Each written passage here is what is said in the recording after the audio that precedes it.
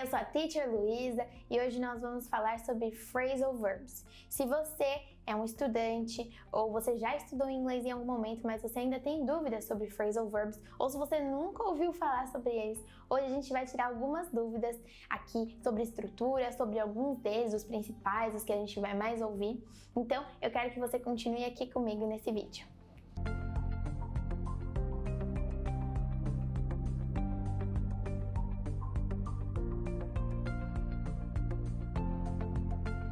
Phrasal verb nada mais é do que a combinação de duas ou três palavrinhas e é um verbo e uma preposição ou um verbo e um advérbio. E aí você pode até estar falando tipo, nossa, acho que eu nunca ouvi, mas você já provavelmente ouviu em frases. Por exemplo, get up, get up. O get tem mais de 100 significados em português, então você pode colocar ele em várias situações. Mas quando você junta com o up, e o up, você sabe que é alguma coisa que está elevada, que está acima, que está para cima, ele fica com um significado totalmente diferente. Get up é levantar, levantar. Então, por exemplo, I get up at 8 a.m. and I have my breakfast. Eu levanto às 8 da manhã e eu tomo meu café da manhã. Então, esse get up é nesse sentido de se levantar. Pode ser se levantar da sua cama, pode ser se levantar do sofá. Por exemplo, get up, let's go. Get up, let's go. Se levante, vamos. Então você pode estar sentado no sofá, numa cadeira, você entende que a pessoa ou está sentada ou está deitada e ela vai get up, levantar. Então, a gente tem vários desses, esses são os phrasal verbs, né? Que essa é a junção, esse eu dei um exemplo aqui só para você entender o que era um phrasal verb, talvez você conheça e não sabia que esse era o nome. Então, tem algumas regrinhas que envolvem eles e eu quero falar sobre as regrinhas, mas também sobre eles especificamente. Então, outros exemplos aqui para você, além do get up. Pick up, por exemplo. Pick you up. I will pick you up at school. Eu vou te buscar na escola. Pick é escolher, né? A gente pode pick alguma picture, escolher alguma foto. Pick alguma food, pick food.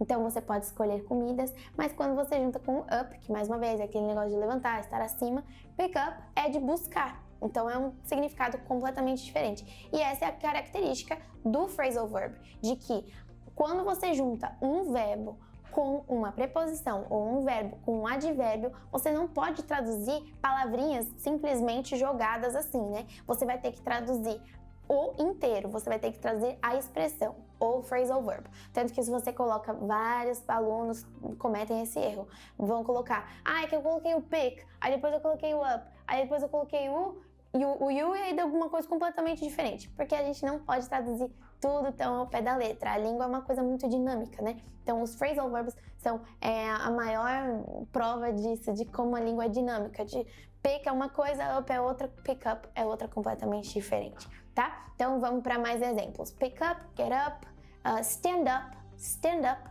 é de você ficar de pé. Stand up, fique de pé. Look forward to. Look forward to são três palavras.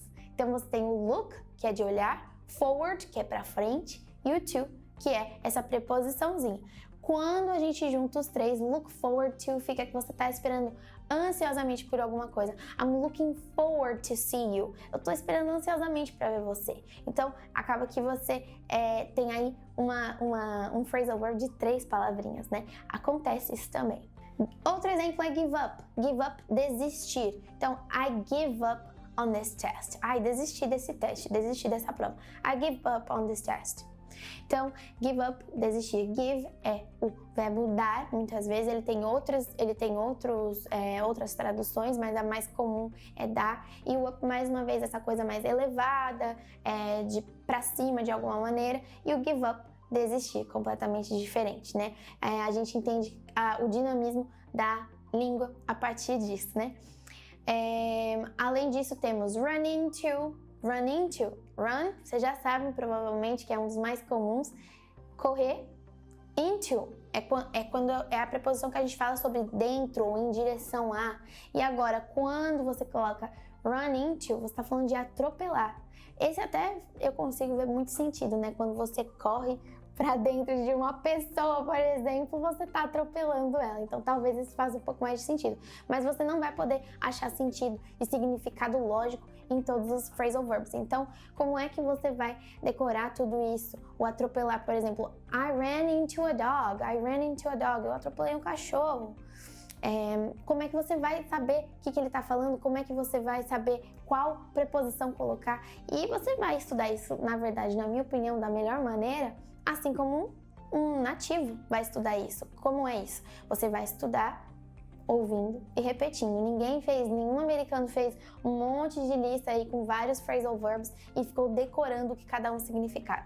Eu acho que é importante você tentar entender o inglês da maneira mais natural possível. Assim como você entendeu o português. Quando a gente é ensinado expressões ou gírias, por exemplo, a gente não fica decorando, fazendo listas, escrevendo várias vezes, né? Você até pode fazer frases com esses phrasal verbs que você quer aprender, mas o mais legal, a maneira mais divertida de aprender, a maneira que mais funciona, na minha opinião, é você ouvir. Então pega vídeos, tem vários vídeos, tem vários áudios sobre isso, tem vários podcasts sobre isso. Pega alguns, fica ouvindo, presta atenção na série que você está assistindo, quais são os phrasal verbs que você não conhecia, e aí você vai procurando tradução, você vai tentar usar, fala isso pro seu irmão, pra sua mãe, pra sua tia, tenta colocar ele em algum momento do seu dia.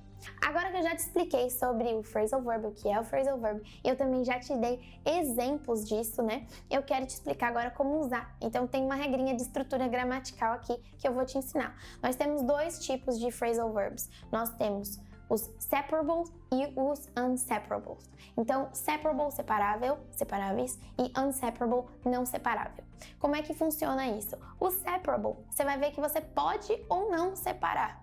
Então, por exemplo, assim, can I pick you up at school? Eu separei o pick up pelo you. E geralmente você vai ver que ele é separado pelo objeto da frase, né? Objeto que eu posso pegar assim? Não, o objeto que eu digo é o gramatical. Você tem sujeito numa frase, que é o que realiza a ação, e você tem objeto, que é o que recebe a ação. Então, can I é o sujeito, pick you up, you é o objeto. E aí, o you tá separando o pick up. Aliás, se você quiser entender um pouco mais sobre pronomes, nós temos um vídeo no nosso canal com o Teacher Fabiana explicando muito bem pronome sujeito, pronome objeto, e você vai conseguir identificar muito melhor nas frases. Isso é muito importante para que você saiba colocar os verbos no lugar certo, para que você saiba colocar verbo modal, para que você saiba fazer perguntas. Então não deixe isso de lado, isso é muito importante, tanto no português quanto no inglês, tá? Então, aqui, você tem essa opção de você falar can I pick you up at school? Então quer dizer que eu posso separar todos os phrasal verbs e tá tudo certo? Não, eu justamente falei que são duas categorias e a outra categoria é de unseparable, não separáveis. E nessa categoria você não pode simplesmente separar o verbo da preposição ou o verbo do advérbio. Então, por exemplo, o run into, que eu falei de atropelar. I ran into a dog. I ran into a dog. O objeto aí é o a dog. Você não pode falar I ran a dog into. Não faz sentido, tá tudo errado. Você não pode falar isso. Teacher Fabiana está rindo da minha cara por causa dessa frase. Mas tá errado, não pode. Tá, então como é que eu vou descobrir? Será que eu vou ter que fazer uma listinha de separáveis e de não separáveis? Não faz isso. Ninguém fez isso para aprender quando era nativo, né? Os nativos não fizeram dessa maneira. Então, a melhor maneira de você aprender é repetindo. Ouviu um phrasal verb? Repete. Procura, como é que eu falo isso? Vai ver, vai atrás, seja curioso. A curiosidade vai fazer você falar muito mais, eu te garanto. Então, repassando aqui. Phrasal verbs, combinação de verbo com preposição ou verbo com advérbio.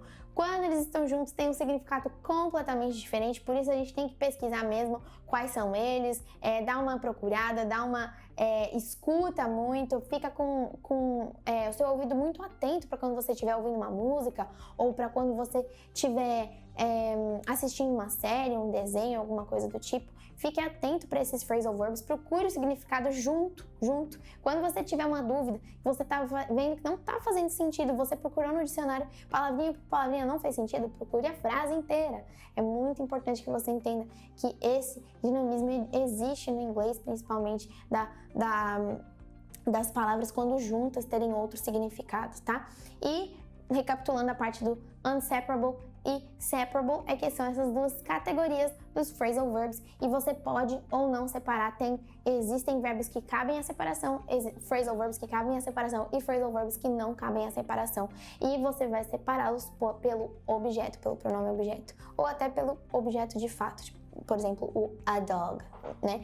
Que nesse caso não cabia, mas ele pode ser o objeto da frase, em vez de ser o you, o them, ou então o me. Então você tem várias possibilidades de pronome. Não esquece de também dar aquela olhadinha no vídeo do Teacher Fabiano. Eu fico por aqui, espero que eu tenha te ensinado um novo vocabulário, espero que você consiga colocar em prática isso, que você fique mais atento na hora de ouvir, e eu te peço para você compartilhar esse vídeo com as pessoas que estão estudando inglês. Não esquece de curtir, deixe seu comentário se você conhece algum phrasal verb que eu não falei aqui, e nos siga nas redes sociais, @nextlevelpe. See you!